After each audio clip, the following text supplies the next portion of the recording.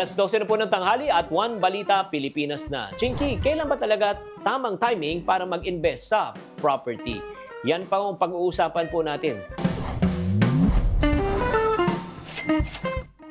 Una, kailangan natin maintindihan kung paano daw gumagalaw ang real estate market. Ang presyo po ng real estate market po ay syempre naman, ngayon po, based on history, tumataas ng tumataas. Bakit po? Historically speaking kasi meron tayong tinatawag na pagkukulang lalo na pagdating po sa housing. Pero bago tayo bumili, kailangan po natin syempre i-assess ang ating financial readiness. Ang tanong, handa ka na ba bumili? Kahit na gusto mong bumili, pero pag wala kang pambili, mahirap bumili.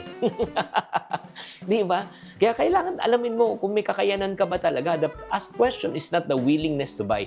The question that we need to ask is the ability to buy. Pangatlo, timing the market or time in the market. May kasabihan nga, ang timing in the market, hihintay mo na bumaba ang presyo. Ang timing in the market, ang time in the market, ibig sabihin, mag-umpisa ka na. O, kahit na maliit lang. Alam mo, whether we like it or not, ang property po, based on history, is tumaas ng tumaas yan parati, hindi siya bumababa. Kaya kung i-time mo yung market, parang napakalabo po niyan. Kaya kailangan po, kung meron ka na naiipon, pwede ka na mag-umpisa at may kaya ka. At syempre naman, bago ka bumili, kailangan i-check natin yung location, location, location. Kung gaano ba kaganda ang lokasyon na bibilin mo for future development. May plano ba silang magtayo ng mga bagong infrastructure? Di ba? Meron bang mode of transportation, kalsada, malls, schools, church, di ba? Ang mga ito ang nagpapataas po ng value ng property. Kaya siguraduhin natin na sa magandang location ng investment mo. At siyempre, bago ka bumili, please, i-check nyo rin po. I-check nyo. Puntahan nyo yung area, ha? Alamin nyo kung siya po ay flood prone, bahain ba? Or let's say nasa fault line. Pag siya po ay bahain at sa fault line, ano ibig sabihin po niyan? Bababa ang halaga ng property po na bibilhin nyo. At syempre, bago po tayo pumunta ng property, make sure bisitahin po natin at nakikita po talaga natin. Huwag lang kayo bibili ng online. Bakit? Ang property ang isa sa pinakamalaking pera na ilalabas mong pera, and make sure na nakita mo muna. And finally, learn from the expert. Kung first time mo mag-invest sa property, maganda makipag-usap ka sa eksperto. Pwede ka kumonsulta sa mga real estate agent, financial advisors, o may kakilala ka na may experience na sa property investment. Sila po ang makakatulong sa inyo kung tamang desisyon at kung anong mabuting gagawin.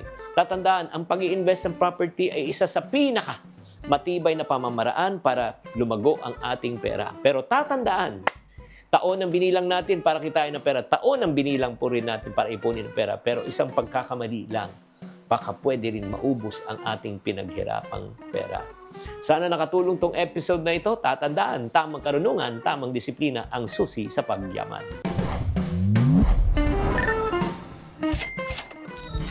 Buena mano sa ating One Balita Pilipinas ngayong Huwebes. Ex-Mayor Alice Guo nakatakda na umanong umuwi sa bansa ngayong gabi. Kapatid niyang si Wesley nagpahiwatig na rin daw ng kagustuhang makipagtulungan sa mga otoridad. Pero issue na gusto umano ng Indonesia na iswap si Guo sa isang Australian na nakakulong sa Pilipinas, posibleng nga bang komplikahin ang sitwasyon. Sa ika-13 araw, Pastor Apollo Kibuloy, hindi pa rin mahanap ng mga pulis sa Kingdom of Jesus Christ compound sa Davao City. Mga pulis nagpapasok na umano ng bato, graba at simento. Wala ng bagyo pero maraming lugar sa Luzon, kabilang ang Metro Manila, binulaga na naman ng tuloy-tuloy na buhos ng ulan.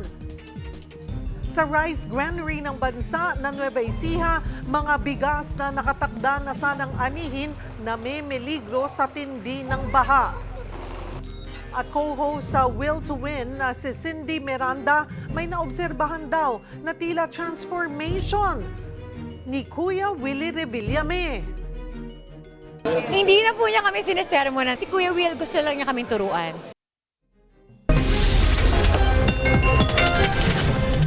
Mainit-init pa! One Balita Pilipinas na. Yan ang latest sa showbiz sinahan. Ngayong tanghalian, kasalo si Cheryl Cosset. One Balita Pilipinas!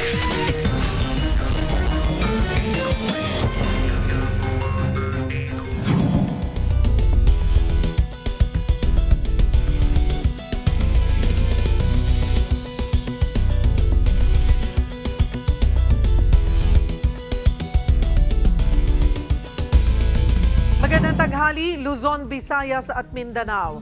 Nakatakda ng i-turnover ngayon ng Indonesia sa delegasyon ng Pilipinas si dismissed Mayor Alice Guo. Maagang dumating sa Jakarta sina DILG Secretary Benhur Abalos at mga tauhan ng Philippine National Police, Bureau of Immigration at NBI para sunduin ang dating Bamban Tarlac Mayor. Kung wala raw maging komplikasyon sa immigration documents ni Guo, isasakay na agad siya sa isang chartered flight pauwi. Sa isang pahayag, nagpasalamat ang kampo ng dating alkalde sa ligtas na pag-aresto kay Guo kahapon. Welcome development daw ito para masagot ng kanilang kampo ang mga aligasyong ibinabato kay Guo. Nag-abiso naman sa Kamara ang nakasama ni dating Mayor Alice Guo sa abroad na si Cassandra Ong na hindi siya makakadalo sa pagdinig ng Senado ngayong araw dahil mababa pa rin ang kanyang blood pressure at sugar level. Ang Department of Justice naman hindi kumbinsidong nagbangkalang palabas ng bansa ang kanilang grupo. Magbabalita si Mayan Los Baños.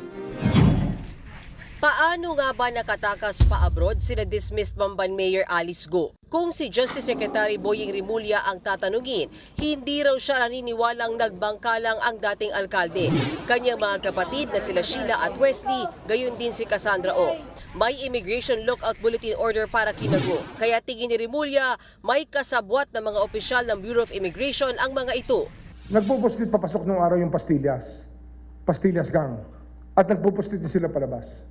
Kaya alam natin, meron talagang gumagawa niya sa immigration. Sa panayam naman kay Pangulong Bongbong Marcos, muli niyang tiniyak na mananagot ang mga nasa likod ng pagtakas ni Guo. Ang tanong niyo, sino yung sisibakin? Hindi lang namin sila sisibakin, kakasuhan pa namin sila. Dahil ang kanilang ginawa ay labag sa batas at against all of the interests of the Philippine judicial system. Kapag naiuwi sa bansa si Alice Guo, isasama raw siya kung saan nakadetain si Sheila Guo. Sa muling pagharap ng stakeholder ng Whirlwind Corporation sa Kamara, isa sa kinwestiyon ay ang kanyang pinag-aralan. Nag-aral ka ba na elementary? Hindi. Opo. Ayun. Sumagot ka din. High school, nag-aral ka. Mr. Chair. Hindi po, Mr. Chair. So, hindi ka nag-high school, elementary lang tapos mo. Elementary lang. Opo. Ay, Mr. Chair, genius to. Genius. Elementary lang ang natapos niya, pero pinapaikot mo si Congressman Fernandez. Nabanggit din ni Ong na ninong niya at best friend ng kanyang ina ang big boss ng Lucky South 99 na si Duan Ren Wu. Personal translator daw ni Wu si Ong. Pero itinanggi niyang incorporator siya ng Pogo. Nagpapaupa lang daw ang kanyang kumpanya sa Lucky South 99. Pero lumitaw na nagpupunta sa Pagcor si Ong para magbayad at iapila ang renewal ng lisensya ng Lucky South 99. Nagbayad lang po ako at nag-present para sa Lucky South 99. Ayun yung problema. Pero po, okay lang po magsalita po. Yeah, tapos pero po, hindi po ako, wala po akong kinalaman. Mr. Chair. Muntik ulit ipasight in contempt si Ong, pero hindi na itinuloy ang pagtatanong kay Ong nang biglang bumaba ang kanyang blood pressure sa 80/40. Dumalo rin sa hearing ang dating executive assistant ni Attorney Harry Roque na si A.R. de la Serna. Inamin niyang meron sila noong joint bank account ni Roque pero sarado na raw ito ngayon. Magkano naman ang kinocontribute mo o kinontribute mo initially dun sa joint account ninyo?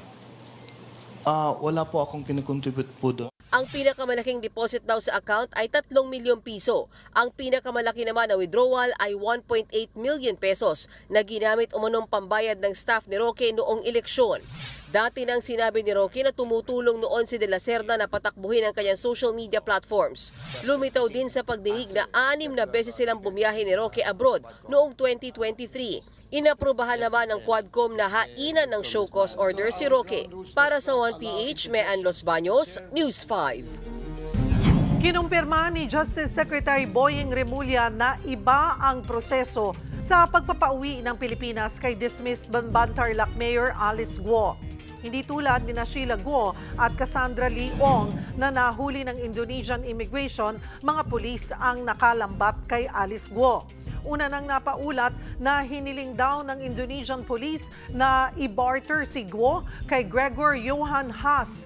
Siya yung miyembro ng suspected Australian drug cartel syndicate na wanted sa Indonesia dahil sa drug trafficking. Naaresto si Haas sa Cebu noong Mayo. Kaugnay niyan, magkakasama natin Justice Undersecretary Nicholas T. Magandang tanghali po sa inyo, Yusek. Salamat po sa oras. Magandang tanghali, Cheryl. Salamat sa pag-imbita muli. Yusek, noong nahuli po sina Sheila Guo at Cassandra Leong, naging mabilis yung turnover ng counterpart immigration. Pero ngayon po, ano yung proseso ngayon ng Indonesian police, yung nakalambat kay Alice Guo? Sa ngayon naman, Cheryl, wala pa namang opisyal na hiling ang pamahalaan ng Indonesia sa atin para dito sa nasasabing palitulo na to. No? Kaya tayo umaasa pa rin na sa madaling panahon, sa lalong madaling panahon, ay mauwi na si Mayor Alice Guo. Pero yun lang, doon sa tanong mo naman na paano maaaring maiba ang sitwasyon natin ngayon doon sa sitwasyon na hinarap na kay Sheila at kay Cassandra Ong. Kasi doon kay Sheila at kay Cassandra Ong, purong immigration issue lang to sa Indonesia. Kaya naging madali na ibalik sila sa atin. Dito nga lang may interest ng Indonesia sa isang pugante, hawak natin, na umaharap ng kaso sa kanila. Kaya nakikita na maaaring mangyari to. No? Pero sa ngayon, ulitin ko lang, wala pang opisyal na hiling. Kaya umaasa pa rin tayo na mabilis pa rin ang proseso para dito kay Mayor Alice Guo. May eksaktong oras na po ba yung flight ni Alice Guo pa uwi po ng Pilipinas? Well, alam ko, inaayos pa nila sa Indonesia yung mga detalye. Ang lead natin dito, si SILG Amolos mismo at ang PA. Kami naman sa DOJ, nagbigay lang kami ng support sa kanila. No? May report po na bago pa mahuli si Alice ay naroon na sa Indonesia ang NBI agents. Can you confirm this, Yusek? Ano po yung naging parte nila sa operasyon? May mga NBI at BI tayo na naiwan doon pagkatapos ng nauwi itong si Sheila at si Cassandra. Sila naman tuloy lang yung pagpugnayan sa mga nagbigay sila ng suporta, nag-establish sila ng connection para makatulong sa hangad natin na madaling mauwi si Alice Guo at kung sino mang mga pugante na mahanap natin doon. At kanina po ay sabi nyo, kasi meron yung sinasabi nga na balikan ko yung dun sa prisoner swap sa drug suspect na si Gregor Johan Haas. Sabi nyo po ay walang official na request na ganito po ang Indonesian police. Tama po ba? Wala pang official na hiling ang pamahalaan ng Indonesia na dumadaan sa amin dito sa DOJ. Walang extradition request, walang request for prisoner exchange. At sa alam ko, sa huling kaalaman ko, wala pa rin official na hiling na dumaan sa ating embahada sa Indonesia. Okay, at kung sakali man po na gustuhin po nila yon, dadaan po yan yung request nila sa atin sa DOJ. Dadaan yun, pero madami pa naman pwede mangyari. Kasi kung sakaling gusto nga nila na magkaroon ng parang palitulo, isa naman sa papakiusapan natin ay kung pwede mauna na si Mayor Alice Guo, tapos saka natin pag-usapan itong si Haas, no? Nais natin iwasan ang sitwasyon na magkakaroon pa ng kaliwaan. Total, kapit-bahay tayo, magkaibigan tayo na nagkakasundo. So, madali ang usapan sa atin. Sa loob po ng 18 days na pagpasok sa Indonesia ni Alice Guo, ay naaresto siya ng mga otoridad doon. May iba pa bang hiniling po na kapalit ang Indonesia? Wala pa namang hinihiling na kapalit ng Indonesia. No? Sa ngayon, ang itingin namin dyan, nagpakamabuting kapitbahay sila sa atin. No? Tulad ng naging mabuting kapitbahay natin sa kanila. So, may mga hiling sila ng mga kababayan nila na isalba dito sa mga pogo na nabibiktima ng human trafficking. May nakakapuna lamang po doon sa pagsundo po kay Alice Guo, ay ganoon daw po ba kalaki at kinailangan pa ang kasama po si DILG Secretary Benhur Abalos, tapos may mga PNP Police, Bureau of Immigration at NBI? Para sa amin, mabuti na din na ganyang kataas ng level ng mga nagpunta dyan, no? Dahil alam naman natin gaano kahalaga, gaano ka sinusubaybayan ng mga kababayan natin ang sinibigay Alice Guo. Kaya kung nakikita natin, no, doon natin makikita ang halaga na binibigyan ng administrasyon natin sa mga pananaw ng taong bayan. Ngayong naaresto na po si Alice, ay nagiging malinaw na rin na ba kung sino po yung mga taga-immigration na nasa likod ng kanyang pagtakas? May mga pulis din bang nasa likod po nito? So far, ano po ba yung mga detalye na mayroon na tayo sa investigasyong isinasagawa po natin? Tayo, inaabangan natin ang pag-uwi ni Mayor Alice Guo dahil baka kaya niya magbigay ng linaw dun sa mga kung sino-sino ang mga tumulong sa kanya mula sa pamahalaan at pati mga pribadong individual upang makalabas ng bansa. But mayroon na po ba tayong mga iniimbestigahan na tao? Tumatakbo naman, tumatakbo yung investigation. Pero alalahanin natin, Cheryl, ang daming kasabay dito. Sabay-sabay itong mga inaasikaso namin, yung mga kaso ni Alice Guo, yung pagpa-uwi kay Alice Guo, at yung mga kaso naman, sabi mga kaso yan. So, tatakbo naman to, at malalaman ng taong bayan kung may mga nakita na kami. Sinabi po ng legal counsel ni Alice Guo na si Attorney Stephen David na gusto na rin sumuko ni Wesley Guo. Nakipag-ugnayan na ho ba sila sa inyo? Kaugnayon this? Sa akin, wala pa. Sa DOJ, wala pa. Di ko lang alam sa law enforcement. Pero mabuti yun, kung totoong gustong subuko nitong si Mr. Guo, di lapit sila sa amin, pakita nila, patunayan nila na gustong subuko at kami naman handang-handa tanggapin siya, handang-handang protektuhan siya kung natatakot siya sa kanyang kaligtasan. At para sa kaalaman po ng ating mga manonood, wala naman hong kaso di po ba itong si Wesley? Ano yung magiging senaryo rito? Ano din yung role niya? Ano yung kahalagahan niya? Si Wesley kasama siya sa mga nadawit sa money laundering na hinain ng isang linggo. Pero bukod doon, mangyayari sa kanya yung nangyari kay Sheila Guo na mawawarantless arrest yan, tapos kakasuhan yan sa paglabag ng Philippine Passport Act. Malamang kakasuhan din siya sa... Kasi inamin nagkaaminan na, di ba, na at least galing kay Sheila Guo na peke yung kanyang mga dokumento. So maaari, dadaan din si Wesley dyan sa proseso na yan. Alright, patuloy na lamang din natin pong babantayan. Again, sabi niyo po, wala pa tayong mga detalye talaga kung anong oras po makakabalik o maiuwi po dito si Alice Guo, Yusek. Pero confirm po na chartered flight po ang kanilang sasakyan. Yun, kung makaka-uwi man siya ngayon or sa susunod na araw, chartered flight ang kanyang abang. Marami pong salamat, Justice Undersecretary Nicholas T. Sa puntong ito naman, makakausap natin si PAOK spokesperson Winston John Casio. Magandang tanghali po sa inyo, sir. Good afternoon, Cheryl. Good afternoon sa iyong mga taga-subaybay. Salamat po sa oras. So, sir, kahapon pa, ng madaling araw, na aresto ng Indonesian police si Alice Guo. May impormasyon ba tayo saan siya nagpalipas ng magdamag bago po yung turnover sa kanya sa Filipino authorities? According to our friends from the Indonesian government, she's still within the custody of the Indonesian police, no? So hindi pa po siya nasa-turn over sa ating mga immigration authorities. At I believe that the SING, Secretary Abalos, and the Chief of the Philippine National Police, General Marbil, are already in Indonesia. So I would expect that kung ito-turn over man po ito anytime today or anytime in the next few days, this would be to the custody of both the immigration personnel and the PNP. Gaano po karami, may impormasyon po ba tayo kung gaano po karaming authorities natin ang sumundo po kay Alice Guo? Sabi niyo po, okay, maliban kay Secretary Benhur Abalos, mismong si PNP Chief Marbil ay kasama rin. Yes, nakita ko po sa isang news report just a few minutes ago before we got on board this interview. Nakita ko po na nasa Indonesia po silang dalawa. Pero kagabi po, ang mako-confirm ko, yung immigration authorities natin, kasi nagkikipagbigay-ugnayan po ang ating komisyon, PAOK, sa DOJ at saka sa immigration, kagabi, mga pasado alas 8, lumipad na po yung mga team ng immigration. Sorry. Remember, Cheryl, that Ms. Guo, although she's facing criminal charges, wala pa po itong criminal warrant. Ang meron lamang po tayo ay, meron tayong mission order laban kay Alice Guo. So this is practically an immigration matter so far. Kaya nagpadala rin po ng tao kagabi, yung si Immigration Commissioner Norman Tancinco. At doon kailangan sa BI siya ita-turn over.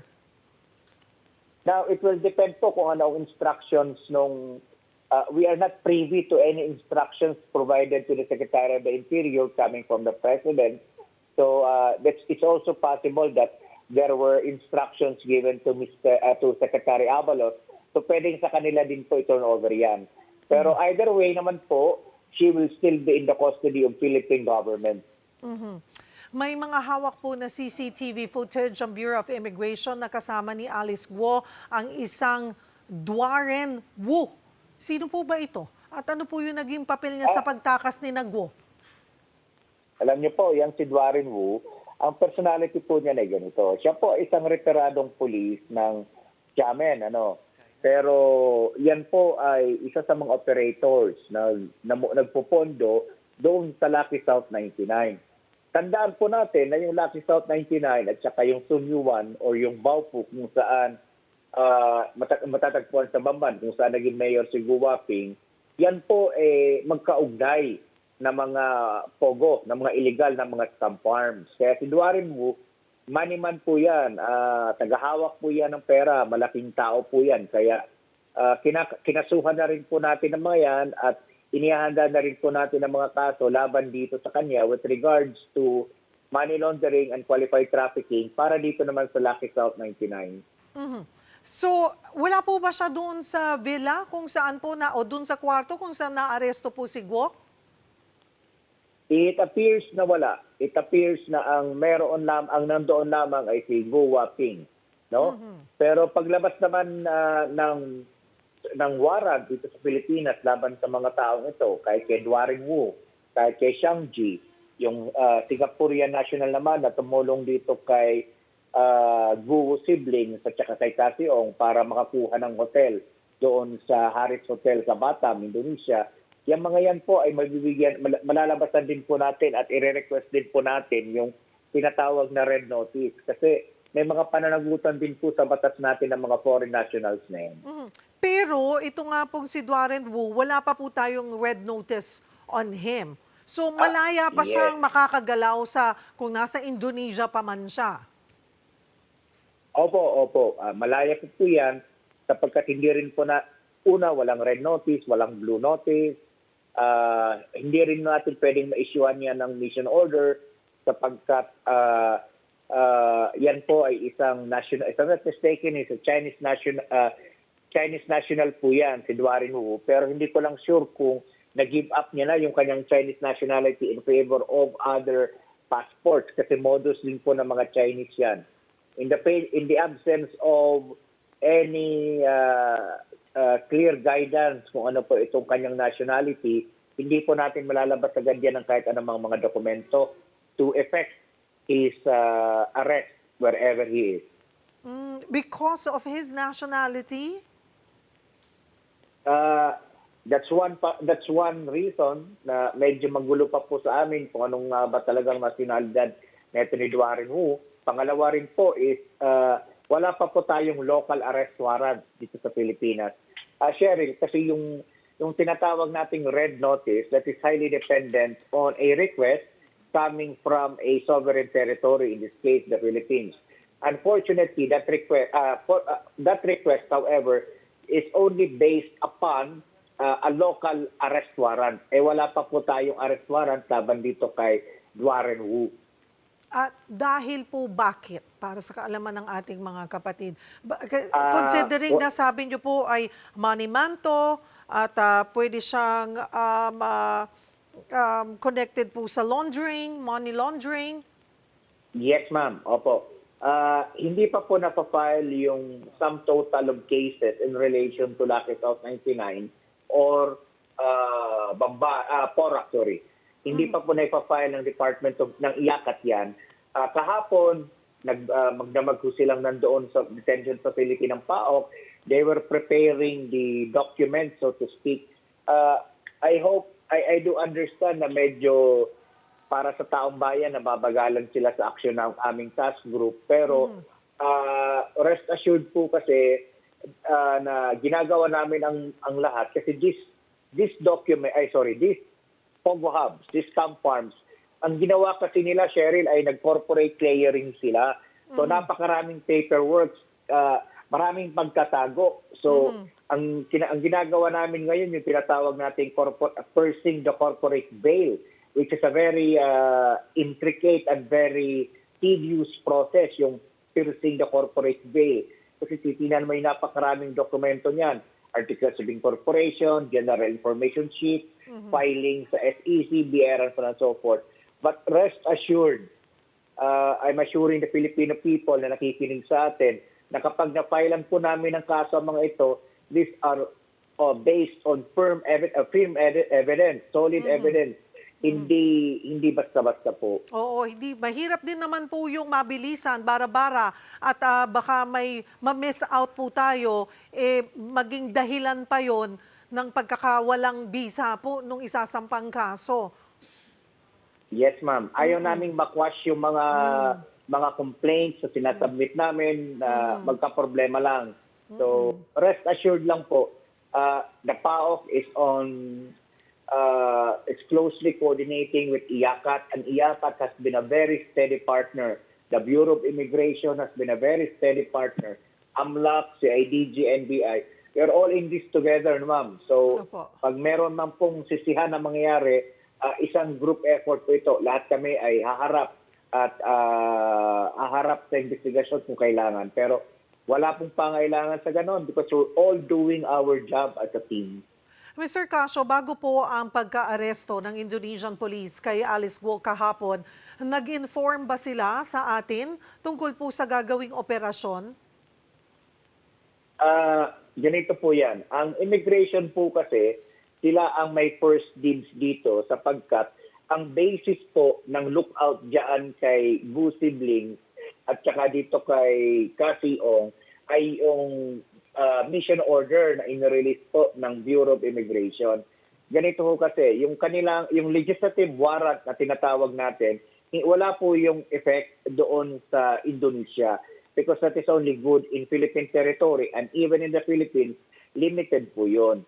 But the immigration, once they heard that the Guo family is were abroad, and then eventually landed in Indonesia, nakipag-usap po agad kami nila Commissioner Santinco na mabilisan kinakailangan mapuntahan itong Indonesia. So magmula nung na-report that she was in Indonesia, 24/7 po na nakikipagbigay-ugnayan yung immigration dito sa kanilang Indonesian counterparts.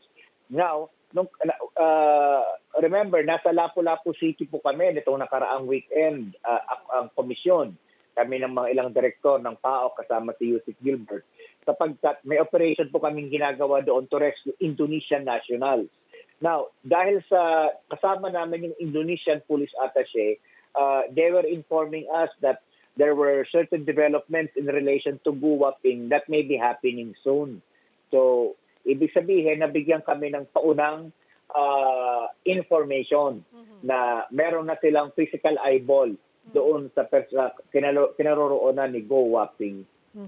Ngayon pong inaasahang makakauwi na ng Pilipinas si Alice Guo. Aasahan po ba natin na magiging mabilis na yung pagpapanagot po sa kanya? We're still hoping po kung makakalipad siya ngayon or sa susunod na mga araw. We're still waiting for a confirmation kung makakalipad na siya today or whenever. Second is, kagabi, kausap po namin yung mga prosecutors natin under the IACAT, yung IACAT lawyers na humawak ng ating kaso para masampa natin doon sa DOJ main. Kampante po kami sa usapan namin kahapon na anytime in the next few days, malayo na po yung next week, ay malalabasan na po ng resolusyon yung preliminary investigation with regards to the qualified trafficking in persons pa lamang. So hopefully, katigan po kami ng panel of prosecutors ng DOJ doon saan isinampa at kapag kami ay kinatigan, umayon sila doon sa aming ebidensyang presenta, sa complaint sa aming ipresenta, maglalabas po agad, may asset na po yung information sa korte at may lalabas na po yung warrant of arrest. Kasi remember, Cheryl, limited lamang yung kakayahan ng Senado na i-hold si Gu Waping. Until such time lamang na mayroong pagdinig. Pag nag-conclude na po yung pagdinig, palalabasin na po nila yan. Kaya minamadali din po namin yung aming trabaho.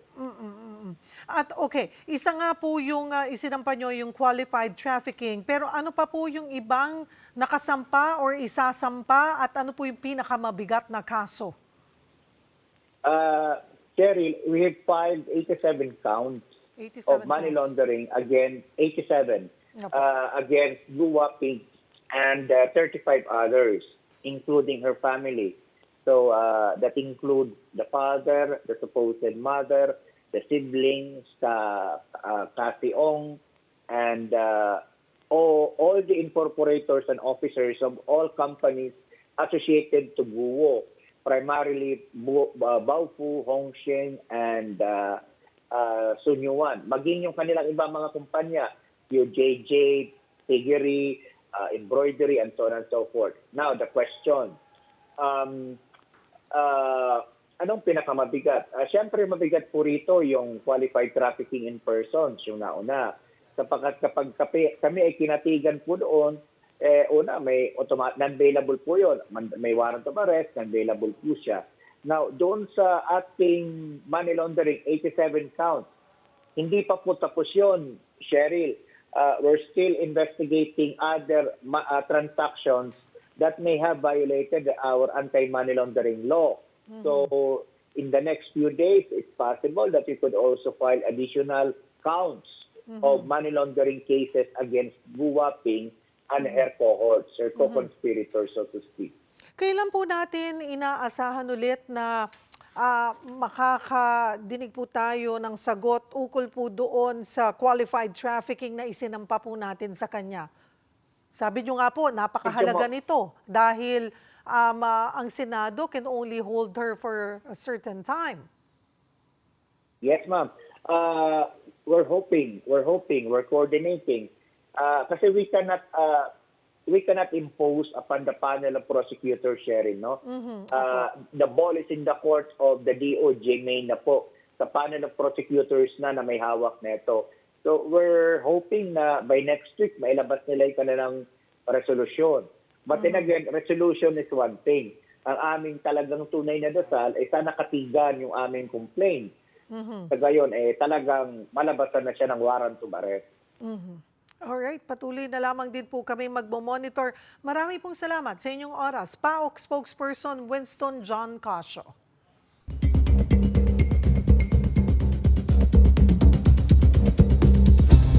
Magdadalawang linggo na ang hinahanap naman si Pastor Apollo Kibuloy sa compound ng Kingdom of Jesus Christ. Kumustahin natin ang sitwasyon doon sa live na pagbabalita ni Bril Montalvo. Bril, ano na ba ang update dyan sa paghahanap kay Pastor Kibuloy? Cheryl, ngayon ang ika-13 araw na paghahanap ng mga pulis kay Pastor Apollo Kibuloy sa loob ng Kingdom of Jesus Christ dito sa Davao City. Bagay na patuloy na kinukestyon ng kanyang mga taga-suporta. Kumakalat ngayon ang video na ito ng isang malalim na hukay at ilang mga pulis na nagpapala ng mga lupa. Ayon sa mga taga-KOJC, sa basement umano ito ng Jose Maria College sa loob ng KOJC compound. Nauna nang sinabi ng legal counsel ng KOJC na si Attorney Israelito Torion na nagsasagawa raw ng drilling activity sa loob ng JMC ang mga pulis. Pero sabi ni General Nicolas Torre ay aligasyon lang umano ito ni Attorney Torion. Magbibigay na lang daw ito ng patunay ng paghuhukay. Sinubukan namin kuna ng pahayag si Torre hinggil sa nasabing video pero wala pa itong sagot. Base naman sa mga ipinadalang litrato ng KOJC, may pinasok na namang mga kagamitan ng PNP sa loob ng KOJC Cathedral. Hindi malinaw kung para saan ang mga ito. Sa iba pang litrato, may simento, mga graba at bato sa police mobile na ito na ipupusit daw sa KOJC compound.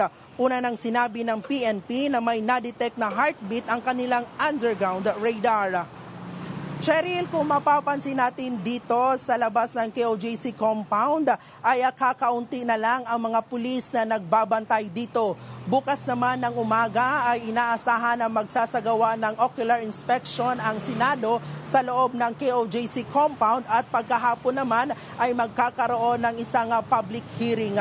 Cheryl, patuloy naman na naninindigan ang PNP na hindi sila titigil sa paggalugad sa loob ng KOJC compound hanggat hindi nila nakikita ang pastor. Cheryl? Daghang salamat, Bril Montalvo. Susunod, halos buong Metro Manila nagsuspindi na naman ang mga klase dahil sa masungit na panahon. Ang weather update mamaya mula mismo sa Pag-asa. At Miss Lea Salonga maglalabas ng Christmas album.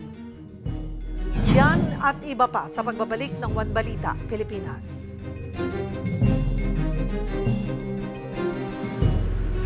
Patuloy ang misyon ng PLDT Smart Foundation to bring meaningful connections dahil sa selebrasyon ng birthday ni PLDT Chairman Manuel V. Pangilinan, food carts ang hatid nila.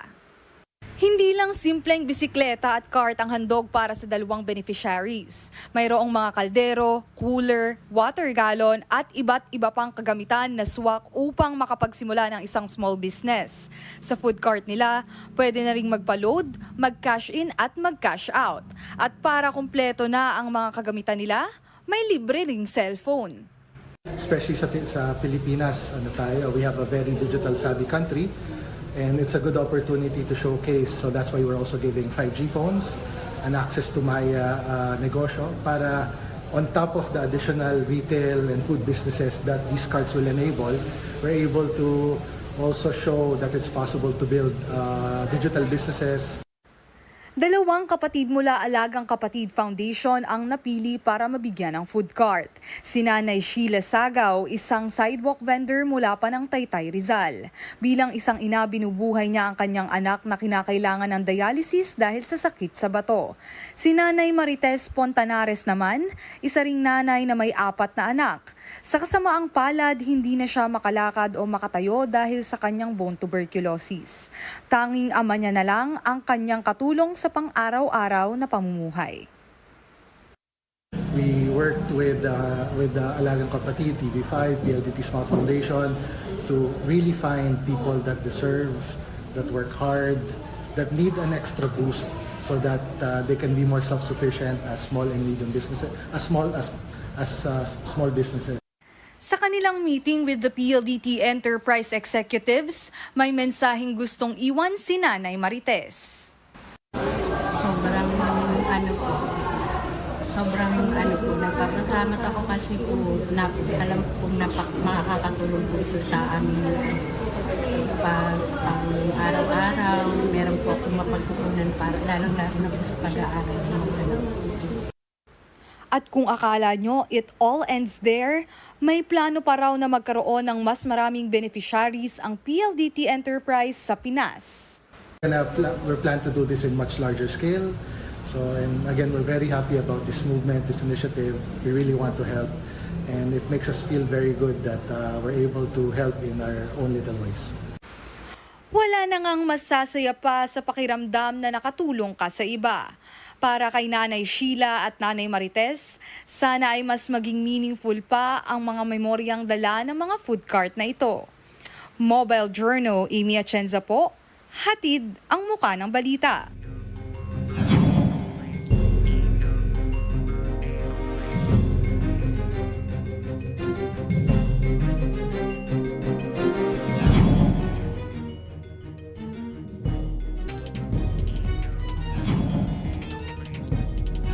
Bagong tagapagsalita ang Presidential Communications Office. Kasabay niyan, nilinaw ni Pangulong Bongbong Marcos ang ilang mga issue, kabilang ang pagiging absent umano niya ng manalasa ang bagyong Enteng. Para bigyan ng mukha ang balita, Mobile Journal, Julie Baiza.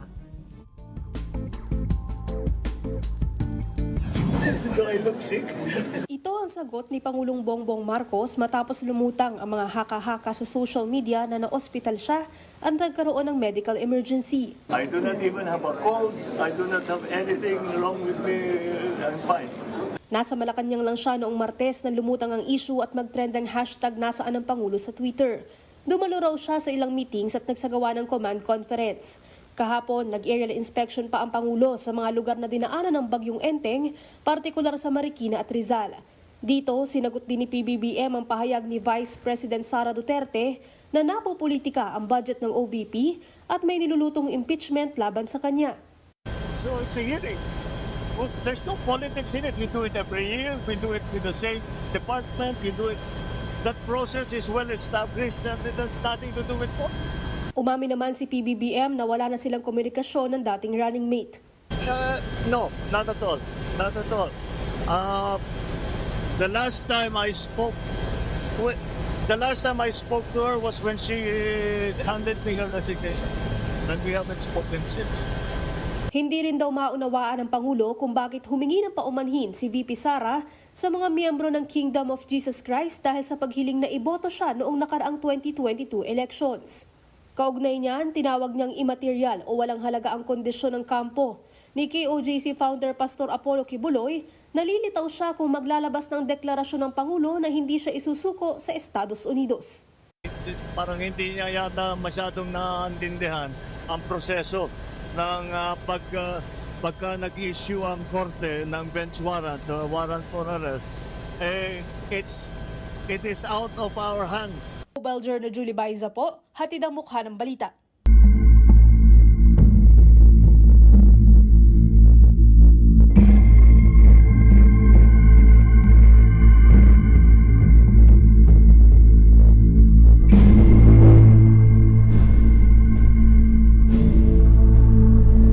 Siguradong magiging malaking dagok daw sa ating agrikultura ang pinsalang tinamon ng rice granary ng bansa sa Nueva Ecija mula sa pananalasa ng bagyong Enteng.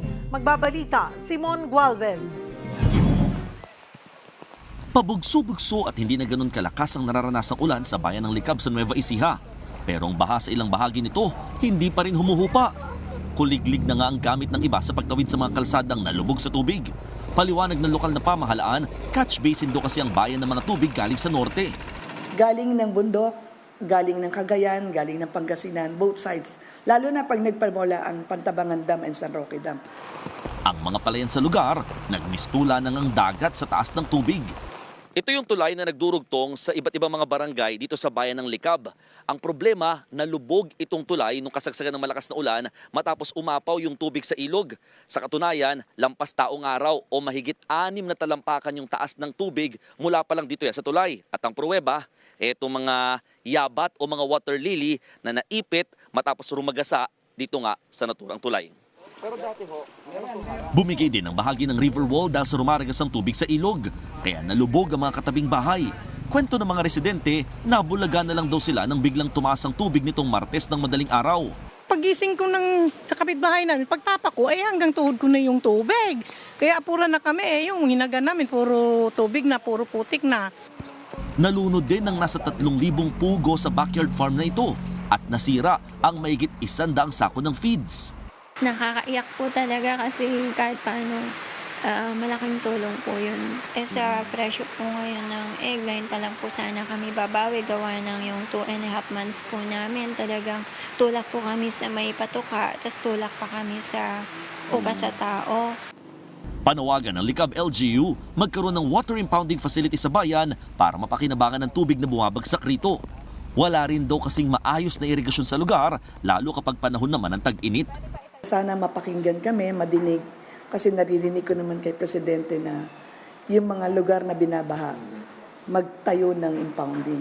Pag naipon namin ito, baka kami din mag-supply dun sa mga ibang lugar na nangangailangan. Sa tala ng National Disaster Risk Reduction and Management Council, umakyat sa 16 patay sa pagtama ng bagyong Enteng sa bansa. 15 sugatan at 21 nawawala. Pumapalo naman sa mahigit 360 million pesos ang pinsala sa agrikultura, 200,000 pa rin sa infrastruktura, pero malamang umanong tumaas pa ito habang pumapasok ang datos. Ako, Simon Gualvez, para sa 1PH. Kahit wala na sa bansa, may bahagi pa rin daw ng bagyong Enteng na nagpapaulan para sa ating bansa. Para sa detalye, makakausap natin si Pagasa Weather Specialist Ana Cloren. Hi Ana! Yes po, magandang tanghali po, Cheryl. Okay, ano ang dahilan ng pag-ulan pa rin, tuloy-tuloy na pag-ulan dito sa ating bansa?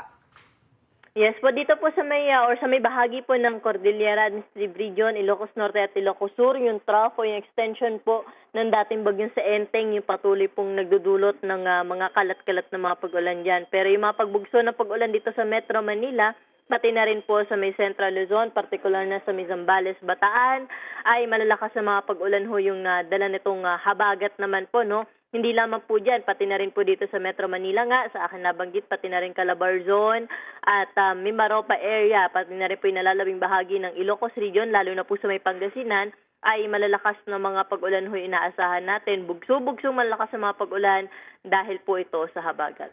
At ito pong habagat natin, bakit malakas ngayon? Dahil pa rin dito kay Bagyong Enteng na sinasabi ay mas lalo pa or umabot na yata ng typhoon category? Yes, Cheryl, no? At sa ngayon, sa update po natin na alas 8 ng umaga, ay super typhoon category na ho itong dating bagyong si Enteng, kaya malakas ho yung hatak niya sa habagat at malalakas din yung mga pag-ulan na ating nararanasan. Hanggang kailan yung ganitong panahon o yung epekto nitong super typhoon na si Enteng sa ating habagat? Yes po, nakikita natin na bukas ay mababawasan po yung mga areas na makakaranas na lang po ng pag-ulan. No? So concentrated na lamang po yung mga pag-ulan dyan sa may Zambales, Bataan area, Cavite, Batangas, Northern Palawan area at tayo din ho dito sa Metro Manila. No? Sa madaling araw mamaya hanggang umaga po bukas, may mga pag-ulan pa rin pero pagsapit na ho ng hapon gabi, may mga pag-ulan pero mas mahihina na po or pabawas na ho yung epekto ng habagat po sa atin. Kaya hanggang sa weekend or simula po bukas ng gabi, Friday ng gabi, hanggang sa weekend po, improving weather condition or ibig sabihin, mas maaliwalas na ho'y panahon na ating naasahan, mas bawas na ho'y yung mga pag-ulan na posible po nating matanggap pagdating po ng weekend. Yun naman pong binabantayan natin sa may Pacific Ocean na cloud clusters. Meron ba?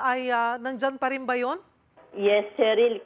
Ito pa rin po ay ating minomonitor kung sakaling magkaroon po ng sirkulasyon itong nabanggit natin na cloud cluster at di rin natin i-roll out yung possibility na ito po ay maging isang bagyo. Pero sa ngayon, since medyo mataas na nga ho yung location niya, no, wala naman ho tayo nakikita ng direkto ang epekto nito sa ating bansa. Pero yun nga ho, dahil active yung habagat po natin na yun, kapag naging bagyo ho ito, ay posible na naman ho ito mag-enhance na habagat next week. At maliban dyan sa cloud cluster na yan, meron pa ba tayong ibang binabantayan?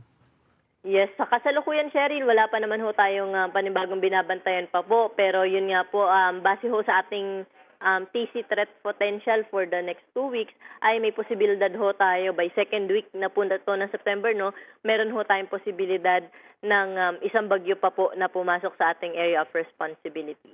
Maraming salamat for the update, Ana Cloren, Pag-asa Weather Forecaster. Makatulong sa mas maraming Pilipino. Yan ang target ng PCSO sa kanilang 90th anniversary ngayong buwan. Para sa update, magbabalita live si Mobile Journal, Ivan Tarinque. Ivan? Cheryl, ngayong araw, ang Philippine Charity Sweepstakes Office o PCSO ay ang host ng Charity Summit na may temang Building Bridges through Partnership and Cooperation with Charitable Institutions. At target nito na mapalawak ang kakayahan na makapag-abot tulong sa mga kapatid nating nangangailangan. Nasa 200 participants ang sumali sa Charity Summit ngayong taon. Kabilang dyan yung mga representative ng DSWD, NGOs, partner agencies, ng PCSO at iba pang mga stakeholders. Ang charity event na to ang panimula ng mga aktibidad ng PCSO para sa kanilang 90th anniversary. At sakto naman ito sa October 30 na idineklara namang National Day of Charity para kay PCSO General Manager Mel Robles. Isang unique na opportunity ang ganitong klaseng mga summit para mas mapalawak at mapalakas pa ang charity sector. May at least 4 na objectives ang charity summit ngayong araw. Ang makakreate ng powerful network, i-connect sila sa vulnerable members ng society. Target din nilang makapag-provide ng platform para makapag-exchange ng knowledge ang delegates dito. Isa pang target ng summit na makita ang iba pang opportunities for innovations para mas ma-improve pa ang delivery ng charity programs at services. Cheryl, buong araw gaganapin ang charity summit na ito dito sa Manila Hotel. Mamaya nga ay may mga pagkakataon na magpapakinggan pa ang mga speech ng ilang mga executives ng mga charities at foundations na dadalo ngayong araw. Ilan sa mga foundations na attend sa summit ngayong araw ay Idobel Foundation, PGH Medical Foundation Incorporated, Hero Foundation Incorporated, Mindanao Migrant Center for Empowering Actions Incorporated. Cheryl, patuloy ang BCSO sa pagsisikap na palawakin ang kanilang serbisyo para sa mga kapatid nating hirap sa buhay. Isa ang pagdaraos ng summit na ito para makamit yan paunti-unti. Cheryl. Maraming salamat, Mobile Journal, Ivan Tarinque.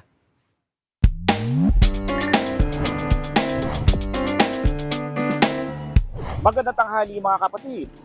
Mas walkable na raw ang Maynila kaysa sa Tokyo sa Japan. Ayon sa website ng Reply, nasa 12 syudad na ang Maynila na magandang maglakad-lakad habang 15 ang Tokyo. Kung may panahon kayong maglakad-lakad, saan nyo ito gustong gawin? Tara samahan nyo ako at magtatanong tayo dito. Sa BGC. Bakit po? Kasi relaxing place, safe naman doon, maraming kainan at maganda yung view. Sa mall po. Bakit po? Kasi masaya, maraming tao, saka maraming nakikita, marami kang mga bagay na ski wala kang pera, masaya. Ano po, yung Intramuros? Bakit po? Ano po, maraming makikita magandang spot. Pero po sa Araneta, mas maganda po kasi rin doon. Siguro kasi since recent lang, pumunta ako sa Luneta, so I find it comfortable nung lakad-lakad doon. And mahangin siya actually. Quezon City po. Bakit doon? Kasi doon yung trabaho ko, sir eh. Ako ang inyong hani ng bayan, ang tunay at nag-iisang pantanggal umay sa pananghalian.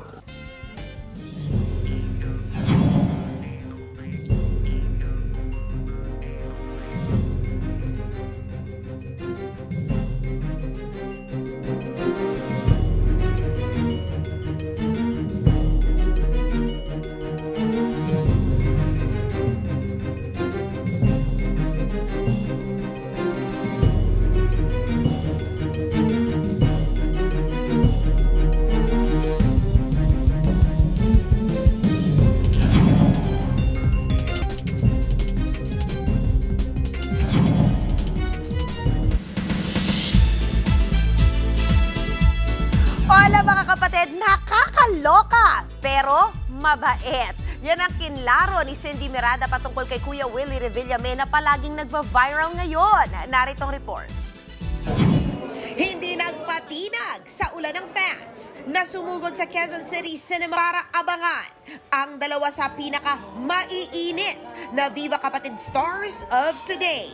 Yan ay sina Kiko Estrada at Cindy Miranda na nagtambal sa romantic drama film na 40. Straight from Will to Win, dumiretso na sa red carpet si Cindy kasama ang leading man na si Kiko. Masela ng topic ng pelikula na nagsisimula sa storya ng content creator na si Megan, played by Cindy, na nabiktima ng deepfake at ginawa ng masela na video. Ang ganda ng twist ng movie na to. Yun yung kailangan abangan. And this 40, I hope it help people realize to learn how to love. May good news naman ang dalawa patungkol sa kanilang TV5 projects. Mula nang lumipat sa prime time, lumakas lalo ang Lumuhod Ka sa Lupa na pinagbibidahan ni Kiko. Kaya mas kaabang-abang pa raw ang action scenes na gagawin nila. I have some exciting news but I can't share. Blood, Sweat, and Tears was given to this show and I'm not gonna stop. Pati ang Will to Win, kung saan co-host si Cindy, pataas ng pataas ang ratings. Naglipa na naman online ang mga parody ng candid na pagsaway on-air ni Kuya Will. Kwento ni Cindy, siyempre nakakatawa at nakakaloka at nakakatuwa yung mga pinagagawa ni Kuya Will sa pagsagot ng telepono. Yes, Kuya Will is Kuya Will pero sobrang saya. Napaka-generous si Kuya Will, napakabait. Hindi na po niya kami sinesermonan ngayon. Si Kuya Will gusto lang niya kaming turuan. Gusto kami matuto. So alam mo para relax na lang. Like lately, relax na lang kami. Napapanood ang Lumuhod Ka sa Lupa weeknight 7:30 p.m. sa TV5. Ang Will to Win naman 4:30 p.m. Showing na rin ang kanilang pelikulang 40 sa mga sinihan nationwide. Mahalin, dapat magbigay. Congratulations mga kapatid! Yan ang latest sa showbiz. Balik sa'yo, Cheryl. At yan po ang mga bumabanderang balita at public service sa inyong tunay na kasalo sa tanghali. Hanggang bukas dito sa Balita ang magpapabusog sa inyong kaalaman. Ako po si Cheryl Cosim. Kami ang 1PH, teleserbisyo para sa Pilipino. Sorry.